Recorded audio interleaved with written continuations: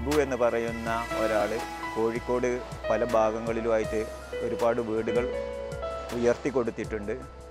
അദ്ദേഹത്തെ പരിചയപ്പെട്ടാൽ ഇതിനുള്ള ഒരു പരിഹാരം കാണാൻ സാധിക്കുമെന്ന് പറഞ്ഞു.